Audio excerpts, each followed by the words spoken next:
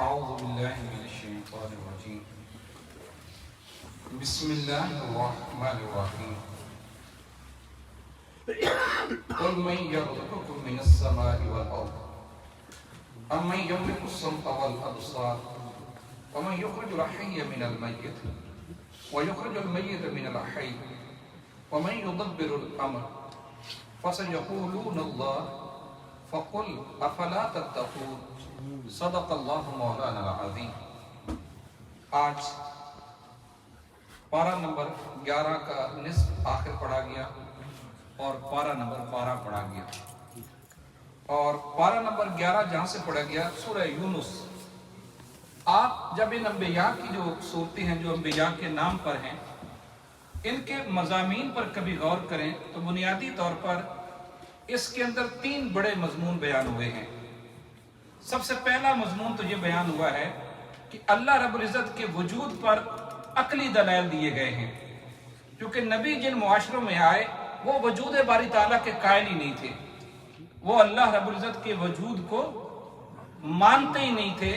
جیسے اب دنیا بڑھ رہی ہے نا لا مذہبیت کی طرف، جیسے ایتھیزم بڑھ رہا ہے، الہاد بڑھ رہا ہے کہ لوگ اللہ کے وجود کے منکر ہوتے جا رہے ہیں۔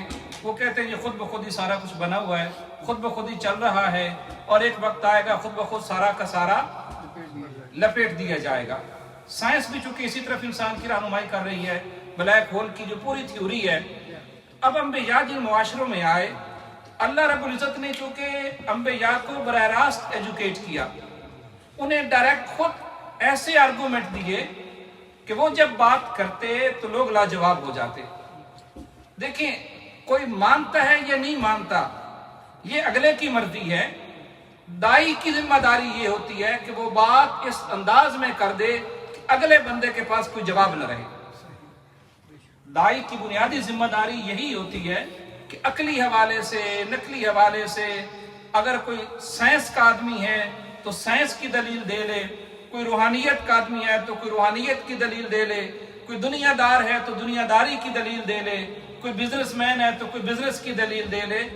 جو لوگوں کی عقل ہوتی ہے، فہم ہوتی ہے، جتنی ان کی تعلیم ہوتی ہے، ہر انسان کو اس کی عقل کے مطابق، اس کے فہم کے مطابق، اور جو اس کا معاشرہ جن حالات میں وہ بیٹھا ہوتا ہے۔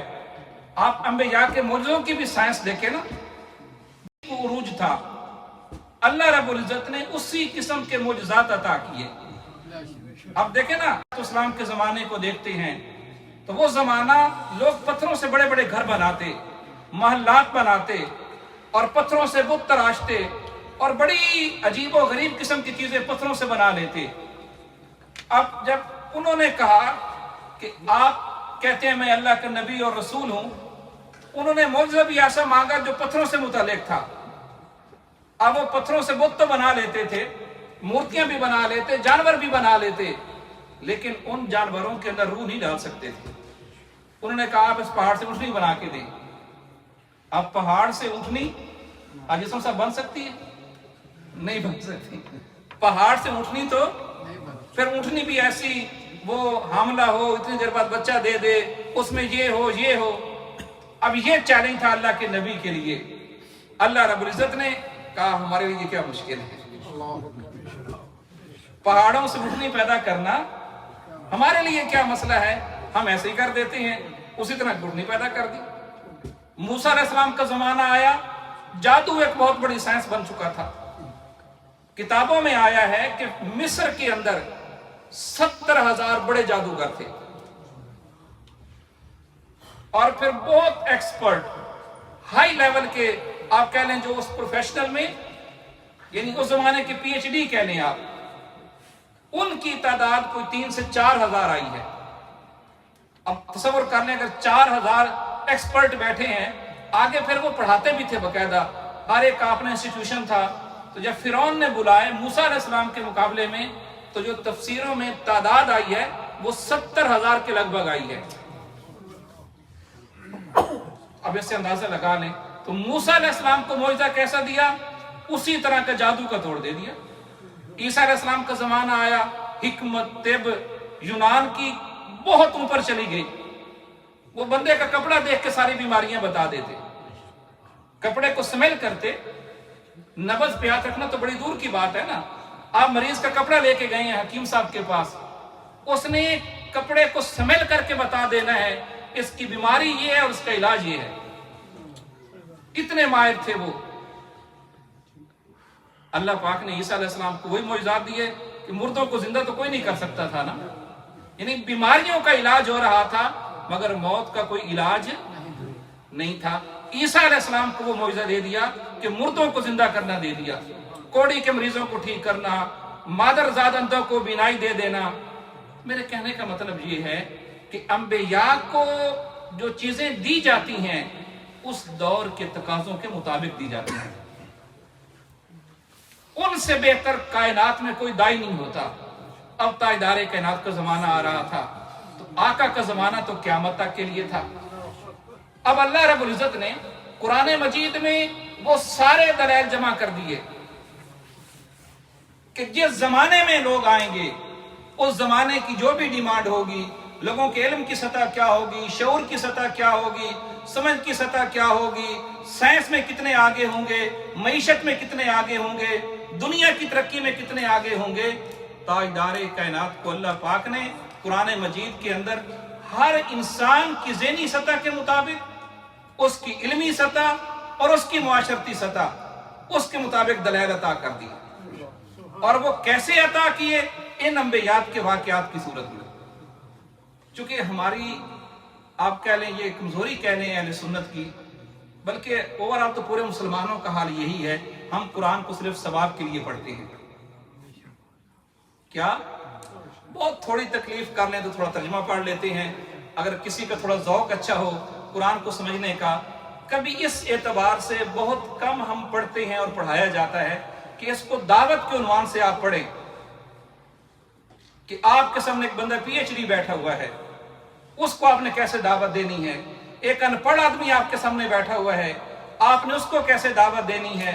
कोई बहुत बड़ा मईशत दान है, उसको आपने कैसे, कोई बहुत बड़ा कानून दान है, लॉयर है, इंटरनेशनल लॉ का माहिर है, कोई हेड ऑफ द स्टेट बैठा हुआ है आपके सामने, आपने कैसे उसको बताना है कि स्टेट कैसे चलती है, रियासत कैसे चलती है, अदालतों का निजाम कैसे चलता है, पूरे जितने दुनिया के कवानीन हैं, इस एतबार से कुरान मजीद को बहुत कम पढ़ा और समझा जाता है। वरना अगर जिसको अल्लाह कुरान का फहम अता कर दे, सैयदना अली मुर्तज़ा का बड़ा मशहूर कौल है, आपने फरमाया मेरे पास अगर अहले किताब आएंगे तो उनके सवालों के जवाब उनकी किताबों से भी दे सकता हूँ, कुरान से भी दे सकता हूँ। आपने कहा जमीन वाले आएंगे, उनके सवालों के जवाब भी इसी कुरान के अंदर हैं। आसमान वाले आएंगे तो उनके सवालों के जवाब भी इसी कुरान के अंदर हैं। कुरान के अंदर सब कुछ है, लेकिन आप कुरान से कितना लेना चाहते हैं, आपका ज़ौक़ कितना है, आपका शौक कितना है, कुरान के साथ आपका ताल्लुक कितना है। फिर एक वक्त आता है कुरान खुद सवालों के जवाब बताता है कि आपके सवाल का कहाँ पड़ा हुआ है। हज़रत अब्दुल्ला बिन अब्बास फरमाते हैं मेरी ऊँट की रस्सी गुम हो जाए ना, क्या मैं कुरान पढ़ के तलाश कर लेता हूँ। ये हज़रत अब्दुल्ला बिन अब्बास का कौल है, ऊँट की रस्सी गुम हो जाए तो मैं कुरान पढ़ के वो तलाश कर लेता हूँ कि वो कहाँ पर पड़ी है। तो यहाँ पे अब अल्लाह रब्बुल इज्जत ने फरमाया मेरे महबूब आप इनसे पूछें कि तुम्हें जमीन और आसमान में रिज़्क़ कौन देता है, तुम्हारी समात और बसारत का मालिक कौन है, मुर्दों को जिंदा कौन करता है और जिंदों को मौत कौन देता है, वमन युदब्बिरुल अम्र, और इस पूरी कायनात के निजामों की तदबीर कौन कर रहा है। इनसे पूछें ये कौन करता है। अगर कोई खुदा नहीं है और कोई ऐसा निजाम चलाने वाला नहीं है तो कोई तो है ना जो पूरी कायनात के निजाम की तदबीर कर रहा है, कोई तो है ना कायनात के निजाम की मैनेजमेंट कर रहा है। देखें छोटा सा घर होता है ना, फैमिली यूनिट होता है, अगर वो कुछ चलाने वाला हो तो घर खुद ब खुद चल सकता है, एक शहर का निजाम चल सकता है। अगर मुल्क के अंदर कोई गवर्नमेंट ना हो तो वो चल सकता है जी। अगर एक घर नहीं चल सकता, शहर नहीं चल सकता, मुल्क नहीं चल सकता, तो ये इतनी बड़ी कायनात। फिर मैं मेरे महबूब इनसे पूछे कौन चला रहा है, ये सारा रिज़्क़ का बंदोबस्त कौन कर रहा है? फसयक़ूलून अल्लाह, तो वो पुकार उठेंगे कि वही अल्लाह है। फ़कुल अफ़ला तत्तकून, फिर आप इनसे फरमाएं, फिर तुम उससे डरते नहीं हो, उसे मानते नहीं हो? इस तरह के बहुत से दलाइल दे के ये बात समझाई गई है कि वजूद बारी ताला पर अल्लाह रब्बुल इज्जत ने अकली दलाइल दे के इंसानों को समझाया है कि इस तरह सवाल करें जो अल्लाह के वजूद के मुनकिर हैं। उनसे पूछो भाई, कौन है जिस पूरी कायनात के निजाम को अच्छा खासा बंदा है, एकदम उसको मौत आ जाती है? कोई तो है ना जिसने उसकी मौत का फैसला किया है। और इसी तरह जिंदगी के फैसले किसी के हाथ में तो है ना सारा इख्तियार, किसी के हाथ में तो है ना कंट्रोल। आगे फिर जाके एक और बात समझाई इसी सूरह यूनुस के अंदर कि क़यामत का दिन होगा और जो जालिम इंसान है, अगर वो जमीन व आसमान की सारी भी दौलत लेके आ जाए और कहे कि ये मेरे अजाब के फिदिये के तौर पर ले ली जाए और आखिरत का अजाब मेरा छोड़ दिया जाए, अल्लाह रब्बुल इज्जत ने फरमाया कि वो सारी दौलत भी लेके आएगा तो दोज़ख के अजाब से बच नहीं सकता। अब ये तो इम्पॉसिबल है ना कि कोई सारी कायनात की दौलत लेके जाए। तो फरमाया कि अगर कोई इतनी भी दौलत इकट्ठी कर लेना, इससे ज्यादा तो कोई तस्वुर भी नहीं हो सकता ना। फरमाया इतनी दौलत भी आखिरत के अजाब से इंसान को नहीं बचा सकती। फिर बचा क्या की सकती है? वो ईमान की दौलत। ईमान की दौलत अगर एक रत्ती बराबर भी आपके पास होगी, आपको दोज़ख के अजाब से वो भी बचा लेगी। इसी को अगर आप कंपैरिजन करें, अल्लाह रब्बुल इज्जत की बारगाह में इस सारी कायनात की दौलत की कोई हैसियत नहीं है ईमान के मुकाबले में। ईमान इतनी बड़ी दौलत है। और आका अलैहिस्सलाम ने यह भी फरमाया, जब कुर्ब क़यामत आ जाएगा सबसे सस्ती चीज भी ईमान ही होगा। लोग 2-2 टकों पर अपने ईमान का सौदा करेंगे। आप देख नहीं रहे जो कुछ आपके मुल्क में हुआ है? मतलब ये ईमान के सौदे थे ना। मतलब ईमान कितना सस्ता हो गया है कि चंद मफादात की खातिर लोगों की कोई कमिटमेंट ही नहीं है, कोई जबानी नहीं है, कोई वफादारी नहीं है, सब कुछ पैसा है। अल्लाह रब्बुल इज्जत फरमा रहे हैं कि सारी कायनात की दौलत भी कोई लेके आ जाए ना, तो वो आखिरत के अजाब के फिदिये के तौर पर कबूल नहीं की जाएगी और उसको दोज़ख के अजाब से बचा नहीं सकती। फिर आगे इसी में फरमाया, या अय्युहन्नास क़द जाअतकुम मौइज़तुम मिर रब्बिकुम, लोगों तुम्हारे पास अल्लाह की तरफ से एक नसीहत आ गई है। व शिफ़ाउल लिमा फ़िस्सुदूर, तुम्हारे सीनों में जो पोशीदा बीमारियां हैं उनके लिए शिफा आ गई है। वह हुदन, और हिदायत का सामान आ गया है। वह रहमतुल लिल मुमिनीन, और अहले ईमान के लिए अल्लाह की रहमत आ गई है। 4 चीजें बयान की।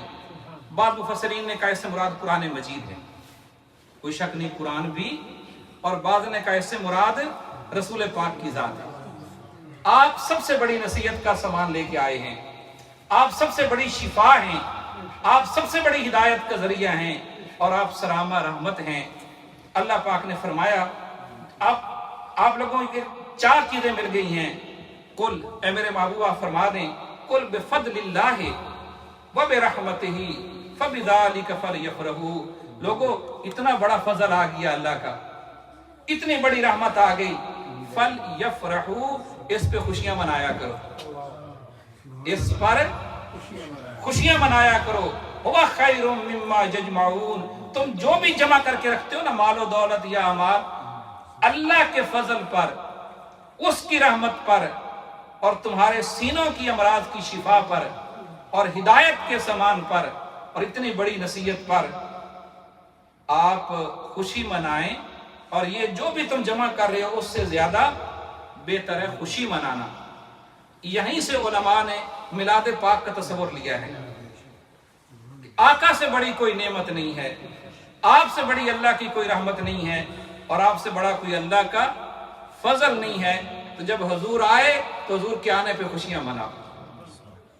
हुजूर के आने पर ये अल्लाह का हुक्म है। अब जो अल्लाह की रहमत हुजूर को नहीं समझता, या अल्लाह का फजल हुजूर को नहीं समझता, या हुजूर को हिदायत का जरिया नहीं समझता, उसका फिर अल्लाह ही हाफिज है, उसका फिर अल्लाह ही हाफिज है। आका से बढ़कर अल्लाह की कोई नेमत नहीं है। फिर आगे जाके इसी सूरह यूनुस के अंदर फरमाया फमा आमन लिमूसा इल्ला ज़ुर्रिय्यतुम मिन कौमिही अला खौफिन मिन फिरऔन व मलाइहिम अन यफ्तिनहुम। कुरान मजीद कहता है कि मूसा अलैहिस्सलातु वस्सलाम की कौम के चंद जवान थे जो सिर्फ आप पर ईमान ले आए, अला खौफिन मिन फिरऔन व मलाइहिम, फिरौन के खौफ की वजह से कि वो उन्हें किसी मुसीबत में मुब्तला न कर दे। यहां ईमान लाने का माना यह है कि बनी इसराइल के लोग आपको नबी तो मानते थे, रसूल भी मानते थे, लेकिन उनका मसला क्या था? यहां ईमान से मुराद है आपकी हिदायत पे चलना और फिरौन के मद्दे मुकाबिल खड़ा हो जाना।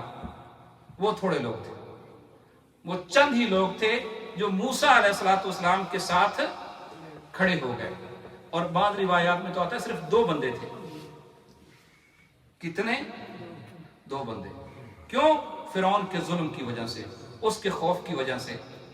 तो जालिमों का जब खौफ होता है ना किसी मुआशरे के अंदर, अब देखें ना, ताइदार कायनात की दावत को अगर आप ले लें, आपने मक्का में पहले 7 सालों में टोटल 40 बंदे मुसलमान हुए। कितने? 7 साल, यानी ऐलान नबूवत किया 40 साल की जिंदगी में, और उसी शहर मक्का में 40 साल गुजारे। और पहले लोग सादिक भी कहते, आमीन भी कहते, आपकी तारीफें भी करते, फैसले भी करवाते। जब आपने उनके निजाम के खिलाफ आवाज उठाई तो 7 सालों में 40 बंदे मुसलमान हुए। और चांद जैसे 2 टुकड़े भी किए, पत्थरों से कलमे पढ़ाए, दरख्तों से सजदे करवाए, जानवरों से कलमे पढ़ाए, इतने मौजज़ात दिखाए। और सीरत उस जैसी कायनात में कोई सीरत नहीं, उस किरदार जैसा कायनात में कोई किरदार नहीं। तो जुल्म इतना था मक्का वालों का। और जब आपने हिजरत फरमाई 13 सालों के बाद 384 या 85 लोग टोटल मुसलमान थे। अब तो सबर कम। और जब वो खौफ खत्म हुआ, आप मदीना तैयबा में तशरीफ लेके आए। पहले गज़वा में कितने लोग थे? 300। दूसरे में कितने थे? 1000 आए थे, 300 अब वो चले गए, 700 पीछे रह गए। तीसरा हुआ, उसमें कितने थे? गज़वा खंदक, उसमें कोई 3500 के लगभग थे। उसके बाद सुलह हुदैबिया हुआ, 1400 आए। फतह मक्का हुआ, उसमें टोटल कितने थे? 10,000। और उसके बाद तबूक हुआ, उसमें कितने थे? 30 से 35,000। और उसके बाद खुतबा हिज्जतुल विदा हुआ, उसमें कितने थे? 1,24,000, 1.25 लाख। आप ये देखें कि फतह मक्का के बाद रफ्तार कैसी बढ़ी है। मैं जो नुक्ता अर्ज करना चाह रहा हूं कि नबी भी वही है, किरदार भी वही है, दावत भी वही है, समझाने वाला भी यही है। जब मक्का फतह हो गया और कुफार का जुल्म खत्म हो गया, खौफ खत्म हो गया, इज़ा जाअ नस्रुल्लाहि वल फतह वरअयतन नास यदखुलूना फी दीनिल्लाहि अफ़वाजा। जब खौफ खत्म हो जाता है फिर फौज दर फौज लोग आते हैं। और जब आप जालिम के मद्दे मुकाबिल खड़े होते हैं ना, फिर थोड़े लोग ही होते हैं जो आपके साथ है। देखना, इमाम अली मकाम को ही ले लें, करबला में कितने गए कि वहां पे जुल्म के सामने खड़ा होना था। वैसे तो हजारों लोग हाथ चूमते थे। किबला हुजूर फरमाया करती हैं कि जब हमने भी इनकलाब का नारा नहीं लगाया था तो सारे लोग हमारे भी हाथ चूमते थे, इत्तेफाक वाले भी हमारी जूतियां उठाते थे। और जब हमने कहा तुम जालिम हो, तुम्हारा सारा निजाम जुल्म पर मबनी है, करप्शन पर मबनी है, तो फिर हाथ चूमने वाले भी जान के दुश्मन हो जाते हैं। यानी दावत का एक तरीका होता है। अगर आप सिर्फ मजहबी दावत करें, सिर्फ मजहब की बात करें, नमाज पढ़ें, रोजा रखें, जिक्र अज़कार करें, किसी को क्या तकलीफ है? वो कहेंगे सारी उम्र रोजे में रहें, हमें क्या मसला है? आप 5 नमाजों की बजाय 10 नमाजें पढ़ें, हमें क्या प्रॉब्लम है आपका? सिर्फ हमारे निजाम को चैलेंज न करें। अगर निजाम को चैलेंज करेंगे तो फिर हम आपको जिंदा नहीं छोड़ेंगे, और जो आपके साथ चलेंगे उन्हें फिर गोलियों से भून डालेंगे। तो इस्तिकामत के साथ रहना, ये बड़े थोड़े लोग होते हैं और हकीकत में वही लोग होते हैं। और ये पूरी इंसानी तारीख है। आप अंबिया से शुरू कर लें, ताजदारे कायनात तक आ जाएं, वहां से शुरू कर लें, करबला तक आ जाएं, वहां से शुरू कर लें और मिनहाजुल कुरान तक आ जाएं। آپ کبھی اس طریقے سے، ہمیں یاد ہے 92 میں جب ہم منہاج القرآن میں گئے، یقین مانے قائد محترم جمعے کا خطاب کرتے تھے، اس طرح لوگ بیٹھے تھے جیسے آپ بیٹھے ہیں، انتظار کرتے کہ لوگ آئے تو میں خطاب شروع کروں. اور جب عوامی تحریک نہیں بنائی تھی تو ایک ایک پروگرام کے اندر 3-3 4-4 لاکھ بندہ کھڑا ہوتا. تو وہی طاہر القادری تھا، کوئی کردار نہیں بدلا تھا، نعرہ بدل گیا. تو پھر جو کردار کشی ہوئی، اب چونکہ وہ ٹائم نہیں تھا کہ موسیٰ علیہ السلام کا واقعہ شروع ہو رہا تھا کہ پھر جس طرح انہوں نے آپ کی کردار کشی کی، آپ پہ تہمتیں لگائیں، آپ پہ الزام لگائے، کیا کیا انہوں نے پھر آپ کے ساتھ کیا، وہ پھر پوری تاریخ ہے. اور پھر یہاں تک کہ موسیٰ علیہ السلام کو کہنا پڑا، مولا تو نے فرعون کو اتنی دولت دے دی ہے، اتنے اختیارات دے دیے کہ تیرے بندوں کو گمراہ کرتا پھرے. موسیٰ علیہ السلام کو یہ کہنا پڑ گیا تو اللہ پاک، اور کہا کہ اس کو ایمان کی بھی توفیق نہیں دینی، اس کے دل کو اتنا سخت کر دے. اس طرح کہ آگے اسی سے آگے سارا مضمون چل رہا ہے. یعنی موسیٰ علیہ السلام کو کہنا پڑا کہ مولا اس کے ظلم کی وجہ سے، اس کے مال و دولت کی وجہ سے، اس کے اقتدار کی وجہ سے کوئی بندہ میرے اوپر ایمان ہی نہیں لا رہا. تو یہ جو ظالم لوگ ہوتے ہیں نا، وڈیرے، سرمایہ دار، یہ جب کسی کے خلاف کھڑے ہو جائیں تو پھر آپ تصور کر سکتے ہیں کہ لوگ اس کے ساتھ کیسے چلیں گے. اور جو چلتے ہیں، سانیہ ماڈل ٹاؤن آپ کے سامنے ہوا ہے، کیا ہوا ہے اس کا. تو یہ منہاج القرآن کبھی اس اینگل سے بھی آپ کو اسٹڈی کریں، پھر آپ کو سمجھ لگے کہ اس دور کی یہ کتنی بڑی عظیم تحریک ہے، اور ہمارے جو لوگ ہیں وہ کتنے بڑے استقامت کے ساتھ چلے ہیں، اور آج بھی اسی مشن پہ کھڑے ہیں، اسی حق پہ کھڑے ہیں. اور اللہ تعالیٰ نے جو استقامت ہمارے لوگوں کو دی ہے، یقین مانیں یہ وہ استقامت جو پہلے دور کے نبیوں کے ساتھ لوگوں کو ہوتی تھی. 3-3 4-4 کروڑ آفر ہوئے منہاج القرآن کی شہداء کو، انہوں نے جوتے پہ مار دیا، انہوں نے کہا لے جائیں اپنے پیسے. اور یہاں آپ نے دیکھا ہے منڈی لگی ہے، کتنے کروڑ پتی اور ارب پتی بکے ہیں. ادھر غریب لوگ تھے، شہداء تھے، زخمی تھے، 3-3 4-4 کروڑ گورنمنٹ لے کے گئی ہے، جوتے پہ رکھ کے مار دیا کہ لے جو ہمیں نہیں چاہیے. یہ تربیت کس نے کی ہے ان کی؟ اور وہ بھی اسی پاکستان میں رہتے ہیں. غریب لوگ تھے، گھر بھی نہیں تھے بعض لوگوں کے پاس. یہ کردار انہیں منہاج القرآن نے دیا ہے، یہ کردار انہیں ڈاکٹر طاہر القادری نے سکھایا ہے، جنہوں زندگی میں خود کبھی بکا ہے نہ اس کے کارکن اس طرح بکتے ہیں. تو یقین مانیں قرآن مجید جب ہم پڑھتے ہیں، انبیاء کے واقعات پڑھتے ہیں، ان کے فالورز کو دیکھتے ہیں، پھر اپنی تحریک اور اپنے قائد کو دیکھتے ہیں، تو سر سجدے میں شکرانے میں جھک جاتا ہے. الحمدللہ اللہ پاک نے ہمیں منہاج القرآن جیسی تحریک عطا کی ہے، اور حضور سیدی شیخ الاسلام جیسا قائد عطا کیا ہے. اور یہ بھی آپ کو عرض کر دوں، وقت لیتا ہے وہ انشاءاللہ سورہ یوسف جب کل عرض کروں گا تو ڈیوائن پلاننگ کی کچھ چیزیں ہوتی ہیں، انسان بے صبرہ ہوتا ہے، اللہ کی اپنی ایک پلاننگ چل رہی ہوتی ہے، وہ کن مرحلوں سے بندے کو گزار کے اس مقام پہ لے کے آتا ہے. ڈیوائن پلاننگ کیا ہوتی ہے، اس کے مرحلے کیا ہوتے ہیں، اپنے بندوں کو کیسے چنتا ہے، کیسے ان کے لیے اسباب پیدا کرتا ہے، کن مرحلوں سے ان کو گزار کر اس منزل پہ لے کے آتا ہے.